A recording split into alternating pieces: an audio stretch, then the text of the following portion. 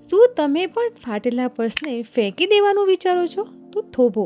આ વિડીયો જોયા પછી તમે તેને ફેંકવાની ભૂલ ક્યારે નહીં કરો. ફાટેલું પર્સ હોય તો બહારથી આપણે પર્સ લાવીએ તો હજારનો ખર્ચો તો થઈ જ જતો હોય છે, પરંતુ આ ટ્રીકથી તમે તમારા જૂના પર્સને ઘરે જ મફતમાં એકદમ નવું લેટેસ્ટ સ્ટાઇલિશ પર્સ બનાવી શકશો. તો hello friends, welcome back to my channel. કેમ છો? મજામાં? આજે એક યુનિક ટિપ્સ તમારી સાથે શેર કરવાની છું કે જે ફેવરેટ પર્સ હોય પરંતુ તે ખરાબ થઈ ગયા હોય, ફાટી ગયા હોય, તો તેને નવું અને સ્ટાઇલિશ કેવી રીતે કરું તે આ વિડીયોમાં જોઈશું. તો વિડીયોને લાસ્ટ સુધી જરૂરથી જોજો. અને હા, ચેનલ પર પહેલી વખત આવ્યા હો ને તો please subscribe to my channel. ચલો લે સ્ટાર્ટ. જુઓ, સૌ પ્રથમ આ પર્સ છે એ કોલેજ ગોઈંગ બેગ છે, અને અથવા તો ગમે તે કોઈ 1-2 દિવસ માટે પિકનિક ઉપર જઈએ તો પણ તમે લઈ જઈ શકો તેવું પર્સ છે. અને તેની ક્વોલિટી તો ખૂબ જ સરસ છે, પરંતુ તમે જોઈ શકો છો એની પોઝિશન કેટલી બધી ખરાબ છે. એટલી હદમાં આ પર્સ ફાટી ગયું છે. હવે આ પર્સ કેવી રીતે ફાટ્યું એ હું તમને પછી કહીશ, પરંતુ જુઓ તેની ક્વોલિટી કેટલી સરસ છે. એની ચેન છે, એનો લોક છે, એટલા એના બેલ્ટ છે, ખૂબ જ સરસ છે. હું આગળ પણ એક બીજું પર્સ બતાવી રહી છું, તે પણ લેધર પર્સ જ છે. તો આ બંને પર્સ મેં મોલમાંથી લીધા હતા, અને મોલમાંથી તમે જોઈ શકો છો કે આ ટાઈપના પર્સ 1000-1500થી ઉપરના જ હોય છે. તો હવે શું હોય છે કે પર્સ આપણું એટલું ફેવરેટ હોય છે કે નાખી દેવાનું, ફેંકી દેવાનો જીવ ચાલતો નથી હોતો. તો આજે હું પણ આને કેવી રીતે સરખું કરું તે મારા આઈડિયામાં જ મારે તો ઘણા બધા દિવસો જતા રહ્યા છે, પરંતુ આ પર્સને મારે યુઝ કરવું છે તો એનો હું ગમે તે આઈડિયા કરીશ. અને જો એની કારીગરી છે, આ જે બધા કૂતરા છે એમાંનો એક કૂતરો જોની નામનો છે, તેને મેં એક બેડરૂમમાં પૂર્યો હતો, અને બેડરૂમમાં આર્યું પર્સ હતું એ અમને ખબર ન હતી. આમ તો વસ્તુ કંઈ જ પણ બગાડતા નથી, પરંતુ શું હશે, ગુસ્સો આવી ગયો અને પૂરું કરી દીધું.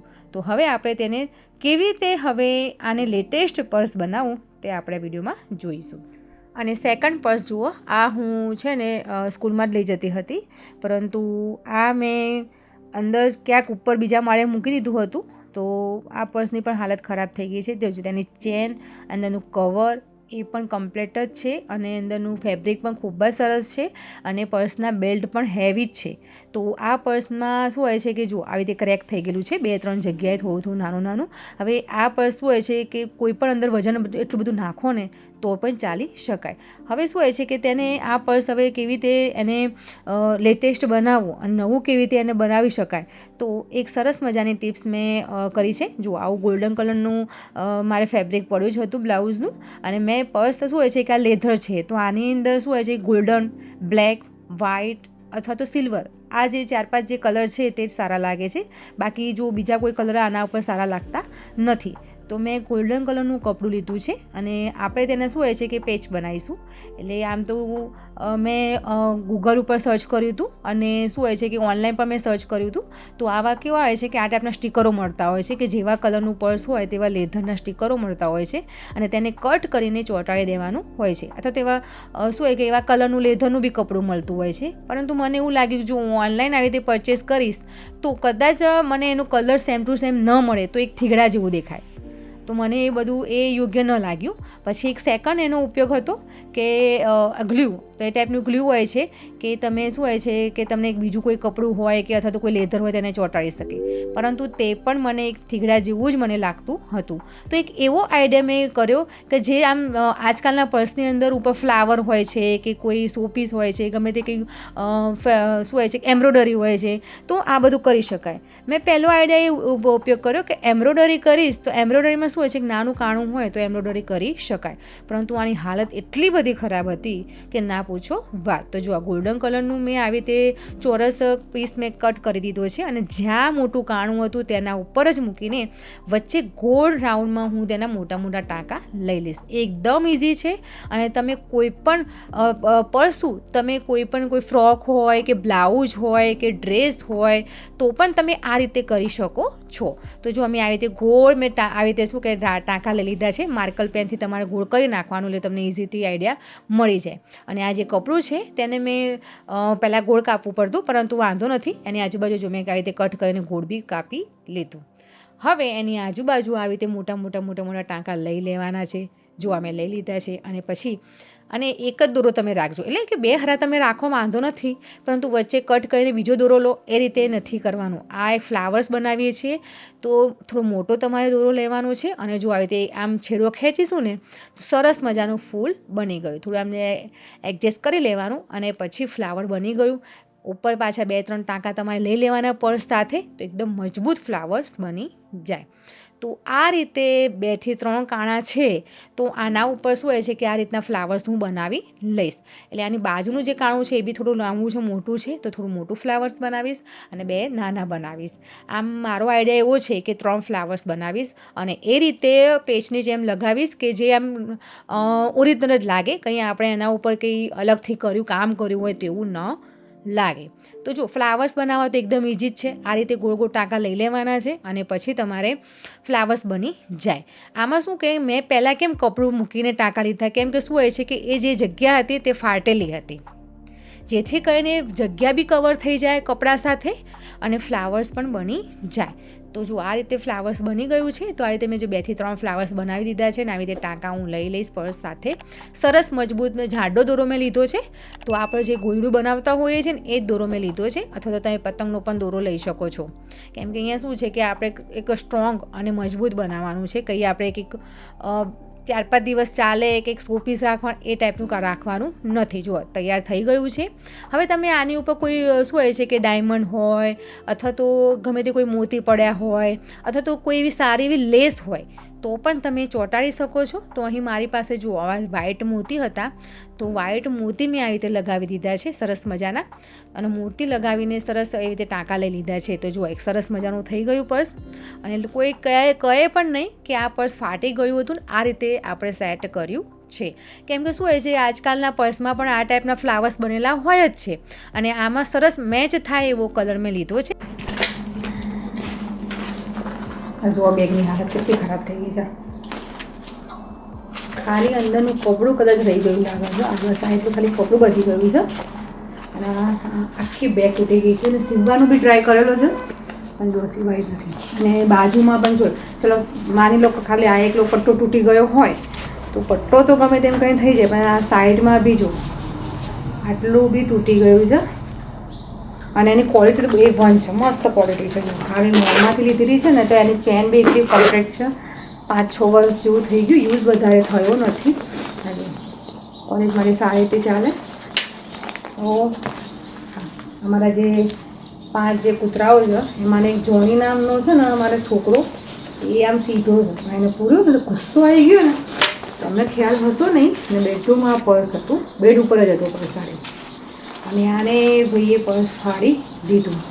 હવે દુકાનોમાં ગઈ બધા ગઈ પણ કંઈ બધા કોઈ કહેતા નથી, કંઈ સારો રિસ્પોન્સ નથી આપતા. બધા એમ કે ના થાય ને આ બધું નવું લઈ લેવું પડે, કે થાય જ નહીં.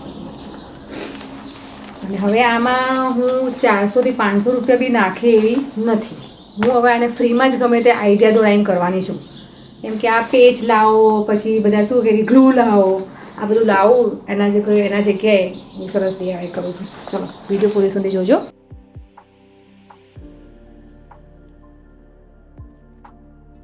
તો જુઓ પર્સની હાલત તો ખૂબ જ ખરાબ છે, ખાલી એનું અસ્તર જ બાકી રહ્યું છે, બાકી બીજું બધું પૂરું થઈ ગયેલું છે.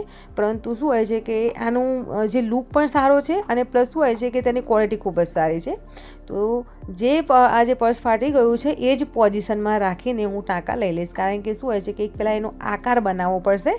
આકાર એક વખત આપણે બનાવી દઈશું પછી એના ઉપર તમારે જે રીતનું તમારે શોપીસ કરવો હોય કે જે રીતે તમારે જે કપડું, લેસ, મોતી જે ચોંટાડવું તમે ચોંટાડી શકો. તો પહેલાં તો શું હોય છે કે એનો બેઝ તૈયાર કરીશું. તો બેઝ માટે મેં અહીં જે ફાટી ગયેલું હતું એ જ પોઝિશનમાં મેં ટાંકા લઈ લીધા છે, અને ટાંકા લેવા માટે મેં જાડા દોરાનો ઉપયોગ કર્યો છે, કેમ કે આપણે પર્સને મજબૂતાઈ લાવવાની છે. તો જુઓ આ રીતે કોર્નર ફાટી ગયું હતું તો કોર્નર માટે મેં ગોલ્ડન કલરનું કપડું લીધું છે અને એનું કોર્નર બનાવી દીધું છે. તો જુઓ એક સરસ મજાનું શું હોય છે આકાર આપણને મળી ગયો છે. હવે અહીં મેં ફાટેલો દુપટ્ટો વ્હાઇટ કલરનો લીધો છે. આ મેં શું હોય છે કે લેધર અને બ્રાઉન કલરનું છે, તો વ્હાઇટ સરસ લાગશે, ટ્રેડિશનલ પર્સ જેવું લાગી રહેશે. અને મેં આ દુપટ્ટાનું મેં હમણાં જ રિસેન્ટલી જ એક વિડીયો શેર કરી છે કે ફાટેલા દુપટ્ટા દુપટ્ટામાંથી મેં એક સરસ મજાનું લેટેસ્ટ પર્સ મેં બનાવીને તમારી સાથે વિડીયો શેર કરી છે. ખૂબ જ કામની વિડીયો છે અને તમને ફટાફટ આવડી પણ જશે.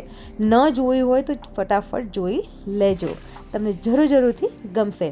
તો આ દુપટ્ટો મારો એટલો ફેવરેટ દુપટ્ટો છે, પરંતુ શું કરીએ, હવે એનો મને આમાં જ ઉપયોગ કરવાનું મારું મન થાય છે. અને આમાં લાઇટ કલરના જ કલર સરસ લાગે, લેધરમાં છે તો હવે તેને શું હોય છે કે વચ્ચે ફાટી ગયો છે, પરંતુ તેની જે આજુબાજુવાળી લેસ છે એ ખૂબ જ સારી છે.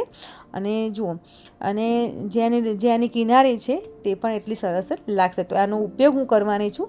તો આ રીતે ચપટી લઈને, એક સરખી ચપટી લેવાની, એક સરખી લાઈનમાં લઈને હું હાથથી જ ટાંકા લેવાની છું. આમાં મશીનનો તો ઉપયોગ થવાનો જ નથી. તો બસ એ જ જાડા દોરાથી હું એક સરખા ટાંકા લઈ લઈશ, જેથી કરીને એક સરસ આમ શું હોય છે કે બહારથી મશીનથી સિવાયેલું હોય તેવું લાગી જાય પર્સ. જુઓ, આ રીતે મેં કિનારી સરસ રીતે ચપટી લઈને સીવી લીધી છે. જુઓ, તમે જોઈ શકો છો. તો આ રીતે આમ પર્સ હોય તો પણ એટલી સરસ લાગે. અને આ જે પર્સ છે એ લેડીઝ પર્સ છે, ગર્લ્સ જે કોલેજમાં લઈ જઈ શકે તે ટાઈપનું પર્સ છે. તો એક નાનું બેગ પણ કહી શકાય તો એ છે. તો આ ટાઈપનું ફ્લેરવાળું તમે બનાવો તો શું હોય છે કે સોનામાં સુગંધ જેવું લાગશે, એટલે ખૂબ જ સરસ લાગવાનું છે. જુઓ, હવે આપણે કિનારી તો સરસ મજાની કરી દીધી છે, પરંતુ નીચે પર્સ જોઈએ તો એટલું ખરાબ દેખાય છે, કેમ કે ફાટેલો ભાગ છે અને ટાંકા લીધેલા છે એટલે ખરાબ દેખાય છે. તો મેં એ જ દુપટ્ટો મેં લીધો છે અને તેની 6 આવી રીતે પટ્ટી તૈયાર કરી દીધી છે. અને આવી રીતે જુઓ, મોટો જાડો ચોટલો હું વાળું છું, જેથી કરીને શું હોય છે, જે ફાટેલો ભાગ છે એ ઢંકાઈ જાય.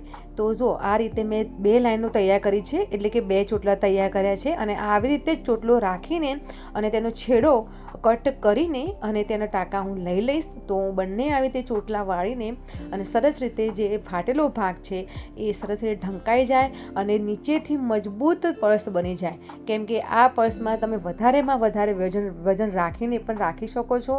તો આ પર્સ લાંબો ટાઈમ સુધી ચાલી શકે તે ટાઈપનું પર્સ બની ગયું છે.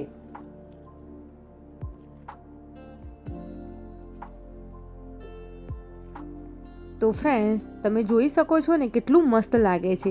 હવે તમારે મોંઘા પર્સ ખરીદવાની જરૂર જ નથી. અને જો તમને આઈડિયા ગમ્યો હોય ને તો પ્લીઝ વિડીયોને લાઇક કરજો. અને હા, આવી જ બીજી સ્માર્ટ વિડીયો જોવા માટે સબસ્ક્રાઈબ જરૂરથી કરજો.